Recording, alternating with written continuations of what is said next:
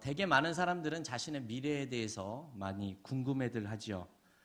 몇 살까지 살 수 있는지, 또 지금은 못 살지만 나중에는 잘 살 수 있는지, 내 자식들은 어떤 사람이 될지, 자신과 관계된 모든 것에 대해서 궁금해하며 미래에 대한 궁금증을 품고 살아갑니다.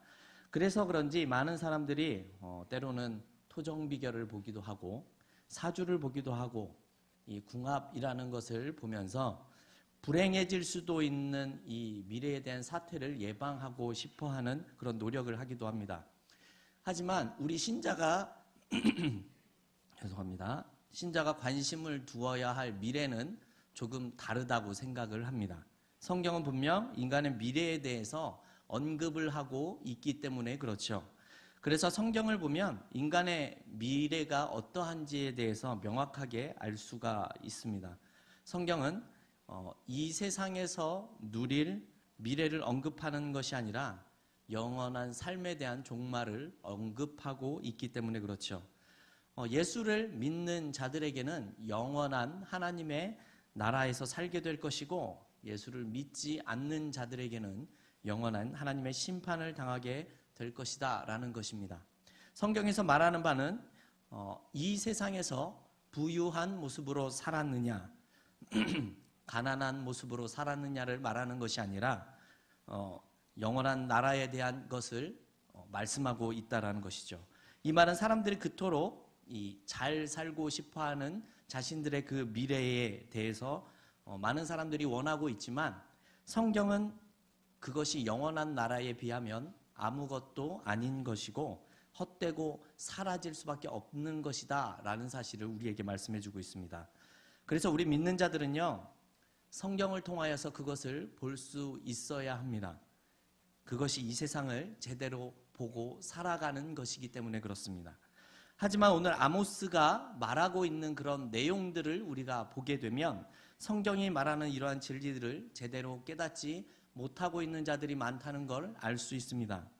그들의 문제가 무엇이고 성경이 말하는 바를 제대로 알지 못하는 자들이 만나게 되는 결말이 어떠한지에 대해서 알아보는 시간을 갖도록 하겠습니다. 이미 앞에서 우리가 다뤄봤지만 이 아모스 선지자, 이 아모스가 활동하던 시기는요, 남왕국 유다에서는 우시야 왕이 다스리던 시대였고요, 북이스라엘에서는 이 여로보암 2세가 다스리던 시대입니다. 이 시대에는 이 아모스와 호세아 선지자가 동시에 북이스라엘에서 사역을 했었던 그런 시기이기도 합니다.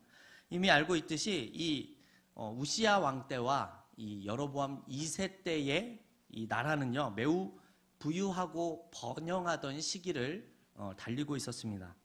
그와 더불어서 심각한 우상 숭배와 많은 사치스러운 그런 향락의 모습을 보이던 시기이기도 했습니다. 이 시대에는요, 이 이웃 나라들과의 교역이 굉장히 활발하게 진행이 됐고요. 국내에서는요, 이 부동산 투기 등등이 굉장히 성행을 했었던 시기이기도 한다라고 말씀합니다. 그래서 정치와 혹은 이 경제에서 중요한 자리에 차지하고 있었던 사람들에게는요, 국가적인 풍요의 혜택을 누릴 수 있는 시기이기도 했다고 합니다. 그런데 이러한 풍요가 하나님께서 택하신 자들에게 주시는 이런 축복으로 생각하고 교만해하던 자들이 많이 있었던 것으로 보여집니다. 그런데 이들은 그러한 것을 그냥 축복으로 여기는 것으로 끝나는 것이 아니라 자신의 권력을 남용하여서 이 주변에 있는 소외되고 가난한 자들의 부르짖음은 외면을 했었던 시기이기도 합니다. 이에 아모스가요, 이러한 사회의 풍조를 보면서 하나님께서 이들을 심판하실 것이다 라는 말씀을 오늘 본문에서도 하고 있습니다. 그렇다면 하나님의 심판을 받을 수밖에 없는 자들은 어떠한 자들이겠습니까? 1절에서 등장하고 있는데요, 제가 1절 말씀을 읽어보도록 하겠습니다. 화 있을진저 시온에서 안일한 자와 사마리아 산에서 마음이 든든한 자 곧 열국 중에 우승하여 유명함으로 이스라엘 족속이 따르는 자들이여, 이렇게 말씀하고 있죠. 아모스가 지적하고 있는 사람들은요, 이 시온에서 안일한 자와 사마리아에서 마음이 든든한 자라고 이렇게 표시를 하고 있습니다. 여기서 시온은요, 예루살렘을 뜻하고 있는 표현입니다. 즉, 이 남유다의 대표자들을 말하고 있는 거고요. 사마리아는요, 북이스라엘을 대표하는 사람들을 뜻하고 있는 겁니다. 즉, 예루살렘과 이 사마리아, 즉 유다와 이스라엘의 수도 역할을 했었던 곳으로서요. 이곳은 정치나 경제, 사회, 문화 이런 것들의 중심지가 되었었던 곳이죠. 결과적으로는 예루살렘과 사마리아라는 곳은요, 모든 면에서 풍요로웠었고 모든 중요한 일을 결정하는 곳이라는 겁니다.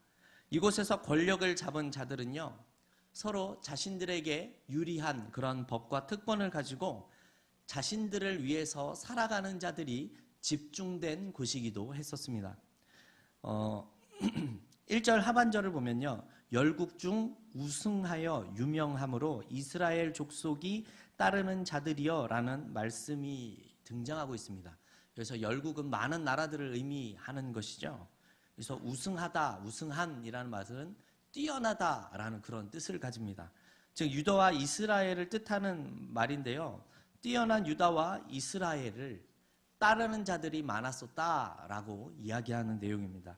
여기서 따르는 자들은요, 이 유다와 이스라엘의 권력층에 들어가기를 원하는 자들이요, 뇌물이나 청탁을 주면서 그것들을 원하는 자들을 뜻하는 말입니다. 즉 부패를 따르는 자들이었다라는 내용입니다. 당시 지도층과 권력층의 부패한 모습을 보면서 자신들도 그러한 부패한 자들의 편에 서서 무엇인가 권력의 욕구를 누리고 싶어하는 자들이 많이 있었다라는 뜻으로 이해를 하면 좋을 것 같습니다. 그래서 아모스 선지자는요, 이러한 향락이나 자기 만족에 빠져서 이 나라의 살림살이를, 운영을, 미래를 내다보지 못하는 이 무지한 지도자들을 향해서 질책하는 그런 모습이 나타나고 있는 겁니다. 이스라엘의 지도자들은 방탕하고 사치스러운 그런 삶에 깊이 빠져 있어서 멸망을 향해 나아가고 있는 그런 나라의 운명을 전혀 알지 못하고 있는 그런 모습입니다. 선지자가 사마리아뿐만이 아니라 이 남왕국이었었던 시온까지도 언급을 하고 있는 것은요, 북쪽 이스라엘이나 남쪽 유다나 모두 같은 모습을 보여주고 있기 때문입니다. 부유한 지도 계층은요, 사치스러운 삶을 즐기면서도 국가의 안전에 대해서는 자신들이 가진 군사력이 강하기 때문에 안전할 수 있다라고 믿고 있었습니다. 이런 지도자들의 안일하고 자만에 빠진 삶의 모든 태도가 이스라엘, 즉 유다 모든 민족들에게 큰 영향을 미쳤다라고 이야기를 하고 있는 내용이죠. 그렇다면 이들의 구체적인 죄악의 모습은 어떠하겠습니까? 우리 4절 말씀부터 6절 말씀까지 한 목소리로 같이 읽어보도록 하겠습니다. 4절부터 읽겠습니다. 상하에 누우며 침상에서 기지개 켜며 양떼에서 어린 양과 누리에서 송아지를 취하여 먹고 비파에 맞추어 헛된 노래를 지절거리며 대접으로 포도주를 마시며 귀한 기름을 몸에 바르면서 요셉의 환난을 인하여는 근심치 아니하는 자로다. 아멘.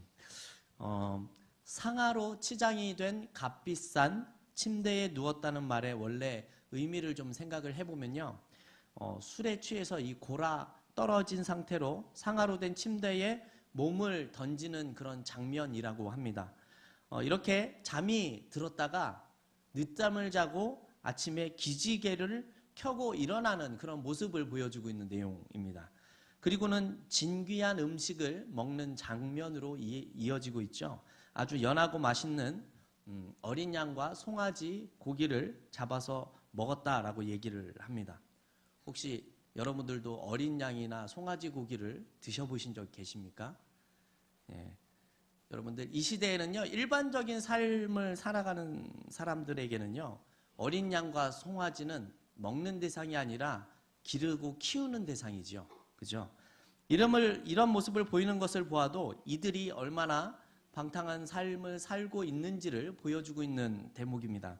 그런데 여기에서 끝나는 것이 아니라 이들은요, 자신의 즐거움을 위해서 오늘날로 말하면 마치 노래방 같은 곳을 찾는 것 같은 모습을 보여줍니다. 그곳에 가면 비파 연주자들이 대기하고 있었던 것 같습니다. 그래서 5절에 나오는 것처럼 흥얼거리면서 헛된 노래를 지절거리면서 놀고 있는 겁니다. 또한 다윗처럼 악기를 제조한다라는 뜻은요, 악기를 만들었다라는 뜻보다는요, 그 문맥상 여러 가지 본인들이 새로운 노래들을 만들어서 불렀다라는 것으로 생각이 되어집니다. 이렇게 열심히 노래를 부르면서 놀다 보니 또한 목이 마른 것처럼 보여집니다. 그래서 이들은 포도주를 마십니다. 그런데 어디에다 포도주를 마십니까? 대접에다 포도주를 마신다라고 이야기를 합니다. 우리가 잘 아는 그런 와인 마시는 그런 잔이 아니라 대접이라는 거죠. 여기서 대접은 매우 많은 양을 마시는 것을 이야기를 하기도 하지만 이 대접 자체가요, 매우 고급스러운 장식으로 된 사치품으로 보여진다라는 겁니다. 이렇듯 방탕한 모습과 사치스러운 모습뿐만이 아니라 그들의 신앙 또한 매우 불건전할 수 있다라는 사실을 우리에게 보여주고 있는 그런 모습입니다. 여기서 그치는 것이 아니라 이들은 또한 기름을 자신들의 몸에 바른다라는 표현을 하고 있습니다. 여러분, 일반적인 사람들도요, 상처난 부위나 피부병들을 치료하기 위해서 보통은 이 감람유를 몸에 발랐다라고 합니다. 하지만 이들이 바르는 기름은요, 그런 이유가 아니라 자신의 몸을 치장하기 위한 것인데 일반적인 감람유가 아니라 값비싼 극상품의 그런 기름들을 바르고 있었다라는 겁니다. 여러분, 오늘 본문을 보면서 오해하지 말으셨으면 좋겠는 것은요, 단순히 풍요롭고 부유하고 여유 있는 삶을 산다고 해서 이들이 심판을 받는 것은 아니다라는 것입니다. 이들의 문제는 무엇이었습니까? 여러분, 예루살렘과 이 사마리아는 이 지도층은요, 하나님과의 만남을 통해서 즐거움이나 평안을 누리는 것이 아니다라는 사실을 우리가 깨달을 수 있습니다. 이들은 권력과 재물을 통해서 평안과 기쁨을 누리는 자들이었다라는 겁니다. 말씀의 제목처럼 무엇이 중요한지 모르는 자들입니다. 그래서 하나님을 섬기는 것이 아니라 하나님이 주신 것들을 섬기는 자들이 되어버렸습니다. 결국 이들은 하나님도 두려워하지 않게 된 것입니다. 3절을 보십시오. 3절을 보면요, 너희는 흉한 날이 멀다 하여 라는 말씀이 나옵니다. 흉한 날이 멀다 하여. 무슨 뜻입니까? 이들은 심판의 날에 대한 염려나 걱정을 아예 하지 않으면서 살아가는 사람들이라는 뜻입니다. 하나님을 섬기지 않기 때문에 심판에 대한 두려움이 이들에게는 없다라는 겁니다. 자신들은 심판 같은 일에는 상관이 없는 자들이다, 이렇게 생각을 하며 살아가는 자들이었다라고 합니다. 그저 자신의 지위나 이 권력을 유지하는 일에만 힘을 쓰는 자들입니다. 그래서 유명한 자들을 찾아가서 뇌물을 주고 청탁을 하는 일들이 일어나고 있는 겁니다. 이와 같은 자들이기 때문에 6절 하반절에 나오는 죄악을 저지르게 됩니다. 6절 하반절을 보면요, 이런 말씀이 나오죠. 요셉의 환난을 인하여는 근심치 아니하는 자로다, 이런 내용입니다. 요셉의 환난을 인하여는 근심치 아니하는 자로다. 이 말씀이 뜻하는 바가 무엇입니까? 여기서 요셉을 말하는 것은요, 형들에게 이 버려졌었던 그런 어려운 모습들, 어려움을 당한 모습과 수물의 종으로 팔려나가는 그런 모습 등의 고난 당하는 자들을 상징하고 있는 표현입니다. 그런데 동족들 중에서 이렇게 힘들고 어렵게 살아가는 자들이 많이 있는데 그들의 처지에 대한 생각 전혀 없다라는 것이죠. 그렇다면 실제로 얼마나 어려운 일들이 이들에게 있었습니까? 이 아모스 2장 6절 하반절에 보면요, 이러한 내용이 나타납니다. 제가 읽겠습니다. 저희가 은을 받고 의인을 팔며 신 한 켤레를 받고 궁핍한 자를 팔며, 이렇게 표현이 나타납니다. 돈 몇 푼이나 신발 한 켤레 때문에 노예로 팔려갈 정도의 극빈한 삶을 살고 있는 사람들이 있었다라는 뜻입니다. 또 5장 11절 상반절을 보면 이런 말씀이 있습니다. 너희가 가난한 자를 밟고 저에게서 미래 부당한 세를 취하였은즉 이라는 표현이죠. 농사를 짓는 사람들이 과중한 그런 세금을 받게 되었고, 권력자들이 요구하는 뇌물로 인해서 이들은 피폐한 삶을 겨우겨우 살아가고 있는 정도의 삶을 살고 있었다라는 내용입니다. 그러함에도 이들은요, 사회적인 약자를 돌아보는 일에는 소홀했고요, 오히려 그들을 이용해서 자신들의 배를 불리는 일들을 했었던 그런 모습입니다. 비싼 침대에서 늦잠을 자고 일어나서 귀한 고기를 먹고 흥청망청하는 시간들을 보냈었던 자들이라는 뜻입니다. 이들은 하나님도 두려워하지 않았고요, 사회적인 약자를 돌보는 일에도 소홀했었을 뿐이 아니라 사치와 향락에 빠져서 자신들의 세월을 보내는 그러한 자들이었습니다. 하나님을 믿는 자들이 하나님을 두려워하지 않는다면 더 이상 할 말이 없는 겁니다. 그런데 1절을 보면 이러한 자들이 누구라고 합니까? 유다와 이스라엘의 지도층의 사람들이라는 겁니다. 권력자들이 이러한 부패를 보였다라고 우리에게 지금 말씀하고 있는 내용이죠. 지도자가 이러니 여러분, 나라가 어떻게 되겠습니까? 망하는 겁니다. 한 나라의 지도자가 바로 서느냐, 그렇지 못하느냐에 따라서 나라의 모습이 결정될 수 있다라는 것입니다. 지도자가 얼마나 중요한지를 알 수 있는 대목입니다. 여러분, 그렇다면 여러분, 교회는 어떠하겠습니까? 요즘에 그것이 알고 싶다라는 프로그램을 보면 한 교회에 대한 이야기가 나온 것을 알 수 있습니다. 여러분은 잘 아실 것 같은데, 은혜로 교회의 신옥주 목사라는 그런 사람과 그 교회에 대한 이야기가 2번이나 방영이 되었었죠. 이미 여러 통로를 통해서 많은 이야기를 듣고 알고 계실 거라 생각이 듭니다. 성경에 나오는 이 타작기계, 타작이라는 말을 이용해서 죄를 지었다라고 생각하는 자들을 가차없이 때리는 장면들이 방송에 나타났었죠. 부모가 자식을 때리기도 하고, 자식이 부모를 때리기도 하고, 아이나 노인과는 상관이 없이 엄청난 폭행과 구타가 나타나고 있었던 것을 방송을 통해서 알 수 있었습니다. 그것뿐만이 아니라 이 피지라는 섬이 낙토, 즉 낙원이라고 주장을 해서 많은 사람들을 그곳으로 이주시켰습니다. 그런데 그곳에는 이미요, 이 신옥자 목사의 이 아들이 농장을 운영하고 있고 여러 사업체를 운영하고 있었습니다. 그리고 이 피지로 온 사람들은 그곳에서 노동력을 제공을 하고 있고, 그곳에서 또한 똑같이 폭행이나 구타를 당하며 힘겹게 살아가는 자들이 있었습니다. 하지만 신옥주 목사와 그의 아들은요, 엄청난 부와 지위를 이용해서 자신을 따르는 자들만을 이용하고 있었을 뿐이었습니다. 이 교회의 모습과 오늘 본문을 보면서 묘하게 겹쳐지는 부분이 생기지 않은가 하는 생각이 들었었습니다.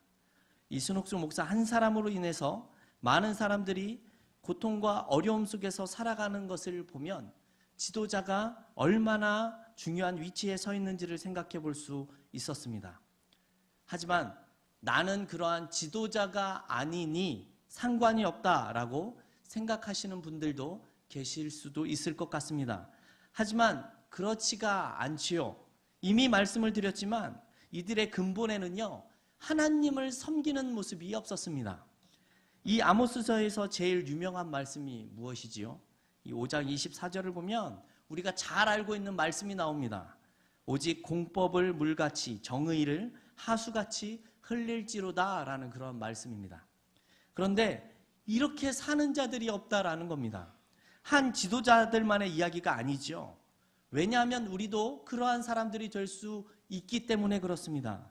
나는 특권을 가진 자이고 나는 특별한 사람이기 때문에 다른 사람들과는 다르고 다른 대접을 받아야 한다라고 하는 그런 생각을 가지고 있다면 오늘 본문에 나오는 사람들과 우리는 크게 다를 바가 없다라는 사실을 기억해야 합니다. 내 주변에 있는 사람들의 그 어려움을 알고 있으면서도 외면하고 나 혼자만 잘 먹고 잘 사는 모습이 있다면 여러분, 오늘 본문에 나오는 자들과 우리와 다른 것이 무엇이 있겠습니까? 요셉의 환난을 금신치 아니하는 그런 모습이 있다면 우리로 그들과 크게 다르지 않은 사람들이라는 것이죠. 여러분, 마지막으로 이 누가복음 16장을 보면요, 이 부자와 거지 나사로의 이야기가 나타나고 있는데요, 그 이야기를 잠시 생각해 봤습니다. 이 부자는요, 호화로운 생활을 했었고 거지 나사로는 이 집의 상에서 떨어지는 것을 먹고 살았었습니다. 그러다가 둘 다 죽게 되었는데요, 부자는 지옥에 있었고 나사로는 천국에 있었다라는 내용입니다. 이 비유를 말씀하시는 예수님의 의도를 우리가 생각해 볼 수 있어야 합니다. 지금 우리가 본 아모스 시대에도 그랬지만 누가복음 당시에도 대부분 이러한 생각을 가졌습니다. 어떠한 생각인가 하면요, 부자들은 하나님께서 축복하셨기 때문에 그렇게 살 수 있는 것이고, 가난한 자들이나 병든 자들은 하나님의 저주를 받았기 때문에 그렇게 살아가는 것이다 라고 생각을 했었습니다. 그것이 이 시대의 사회적인 통념이었습니다. 그런데 결과는 어떻게 되었죠? 하나님의 축복을 받고 천국에 갈 줄 알았었던 부자는 지옥에 있었습니다. 그리고 하나님의 저주로 인해서 거지처럼 살았고 지옥에 갈 줄 알았던 나사로는 천국에 있는 것입니다. 부자와 거지 나사로의 비유를 통해서 말하는 것이 무엇입니까? 우리가 생각하는 것과 다른 결과가 있을 수 있다라는 겁니다. 우리의 생각과 다를 수 있는 겁니다. 여러분, 오늘 본문의 내용도 마찬가지입니다. 풍요롭고 부유한 삶을 살아간다고 해서 하나님의 축복을 받은 것이 아니라 오히려 이들이 심판을 받았다라는 사실을 우리가 알 수 있습니다. 반대로 조금 어렵고 힘든 삶을 살아간다고 해서 하나님이 저주하신 것도 아니다라는 것이지요. 여러분, 우리는 풍요롭고 부유한 것이 중요하게 생각하고 중요한 것이지만 하나님은 그것이 중요하지 않다라는 말입니다. 왜 그렇습니까? 12절 하반절을 보면요, 이 지도자들이나 권력자들은요, 공법을 쓸개로 바꾸는 자들이고 정의의 열매를 인진으로 만든 자들이기 때문에 그렇습니다. 공법을 물같이, 정의를 하수같이 흘려보내는 그런 것이 아니라 하나님의 의도하신 공법과 이 정의가 물 흐르듯 순조롭게 흘러야 하는데 이들은 그렇지 못했다라는 겁니다. 여러분, 밀려오는 물과 이 하수를 사람의 힘으로는 막을 수가 없듯이 하나님의 뜻이 그렇게 이루어질 수 있어야 한다라는 내용이지요. 그런데 이들은 공법과 정의를 쓴맛이 나는 것으로 변질시킨 자들이었습니다. 그래서 이들은 하나님의 심판을 받을 수밖에는 없게 된 것이지요. 성도 여러분, 현재 우리들이 무엇인가 잘 되고 있고 좋은 일들이 일어나고 있다면 그것은 내가 잘했기 때문이 아닐 수 있습니다. 현재 여러분들이 잘 되고 있다면 여러분, 그것은 하나님께 더 감사하고 영광을 돌리며 하나님을 잘 섬겨야 하는 것이 우리들의 본분이라는 겁니다. 지금은 남들보다 부유하게 잘 살고 계신다면 나만을 위해서 사는 것이 아니라 어려운 이웃들을 위해서도 나누라고 하나님께서 허락해 주신 겁니다. 그리고 우리가 무엇인가가 없다고 해서 낙심할 필요도 없다라는 말이지요. 그저 하나님을 잘 섬기는 것이 중요하다라는 뜻입니다. 여러분, 무언가를 많이 가지는 것이 중요한 것이 아닙니다. 오히려 그것이 특권이 될 수가 없습니다. 공법을 물같이, 정의를 하수같이 흘리는 자들이 되지 못한다면 오늘 아모스는 오히려 그러한 자들에게 심판이 임할 것이다라는 메시지를 우리에게 전하고 있기 때문에 그렇죠. 여러분, 기억하셔야 합니다. 우리를 지키고 보호해 주는 것은 풍요로움이 아닙니다. 하나님이 주신 것이 나를 지켜주는 것이 아닌 겁니다. 하나님을 잘 섬길 때 우리가 하나님의 보호하심을 받을 수 있다는 것이죠. 왜 그렇습니까? 우리는 하나님을 믿는 자들이기 때문에 그렇습니다. 좋은 일이 생기면 하나님 앞에 더 감사하고 힘든 일이 생기면 더 하나님을 의지하며 사는 것이 우리가 해야 할 일이라는 것이죠. 성도 여러분, 우리를 흔드는 이 세상의 풍조에 흔들리지 않고 악한 생각이나 부조리에 굽히지 않고요. 더욱더 하나님 한 분을 의지하는 것을 통하여서 공법을 물같이 정의를 하수같이 흘리며 살아갈 수 있는 그런 저와 여러분들이 되시기를 주님의 이름으로 소망합니다.